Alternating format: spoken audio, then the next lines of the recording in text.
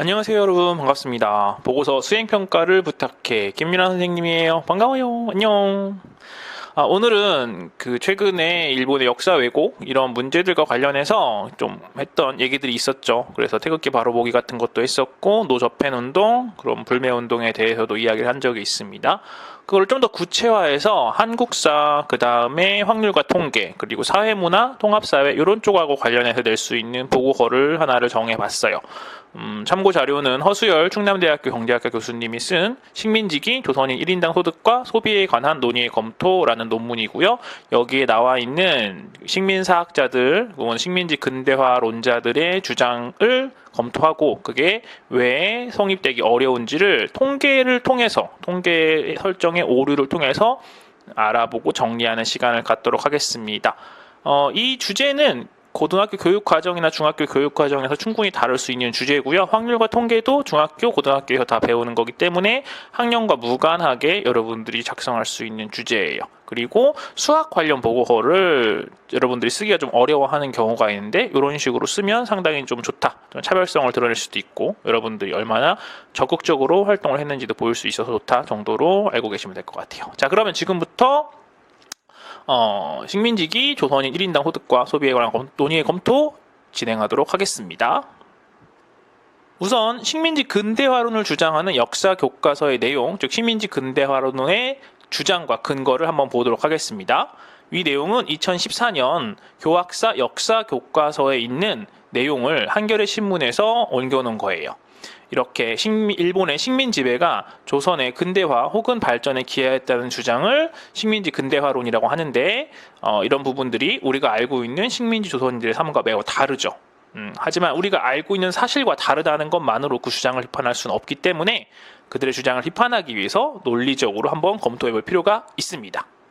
자, 그러면 그들의 주장과 근거를 살펴볼 필요가 있어요. 위에 자막들로 이제 논문에 있는 자막들을 보시면 알겠지만, 우선 매년 2.37%의 속도로 연소득이 증가했다. 1인당 생산이 증가했다. 그리고 이런 것들은 다른 나라에 비해서 압도적으로 높은 수치고, 한국이 그 이전에는 한 번도 관찰할 수 없었던 굉장히 높은 경제 성장률이다. 그 다음에 1인당 GDP가 70%가 증가했다. 또한 육류 소비, 어패류, 가공식품, 과일 등의 소비가 증가했기 때문에 오히려 삶의 질은 나빠지지 않았다. 이런 식으로 구체적인 통계 수치를 가지고 이야기를 해주고 있습니다.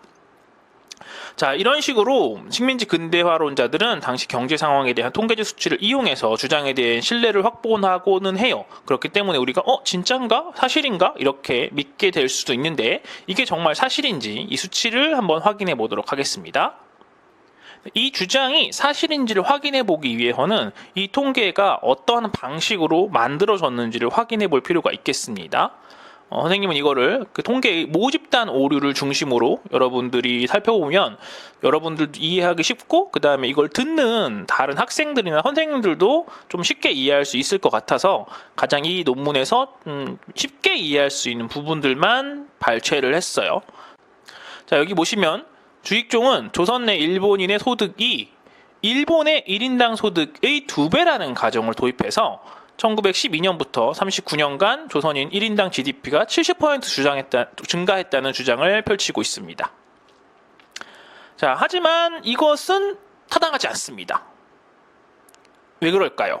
자, 다음 이 주장의 핵심은 조선의 GDP, 즉 조선 내 일본인이 차지하는 비중이 조선 내 조선인이 차지하는 비중에 비해서 굉장히 적다. 즉 조선인이 훨씬 더 많이 가지고 가고 있다 라는 게 핵심입니다. GDP가 증가했다는 거는 통계적으로는 사실이면, 포인트는 그 중에서 일본인이 많이 가져갔느냐 조선인이 많이 가지고 갔느냐, 이게 제일 중요한데, 이 주익종 모델에서는 일본인이 되게 적게 가져갔어 라고 이야기를 해주고 있고, 여기서 가장 핵심은 일본 내 일본인의 소득의 2배만큼만 조선 내 일본인들이 가지고 갔다. 이 근거가 가장 핵심이 됩니다. 자, 이처럼 1인당 GDP, 조선인 1인당 GDP가 증가했다는 주장을 우리가 사실인지 아닌지를 확보하기 위해서는 GDP, 조선의 GDP 내에 일본인이 얼만큼 가져갔느냐, 그리고 조선인이 얼만큼 가지고 갔느냐를 구분해 주는 게 굉장히 중요해요. 근데 이것에 대해서 구체적인 자료는 없습니다. 식민지 근대화론자들은 이거를 어떻게 보냐면 일본 내에 있는 일본인들의 딱 2배만큼만 조선 내에 일본인이 가지고 가고 나머지는 다 조선인들이 가지고 갔다. 그러니까 성장의 대부분의 몫을 조선인들이 챙겨갔으니까 결코 가난하지 않았다. 충분히 풍요로웠다라는 식으로 이야기를 하고 있습니다. 그런데 과연 조선 내 일본인의 소득이 일본 내 일본인의 소득의 2배에 불과한 거라고 어떻게 단정할 수 있죠? 이 부분부터가 굉장히 문제인데 요거를 이제 구체적인 통계를 통해서 확인해 보도록 하겠습니다.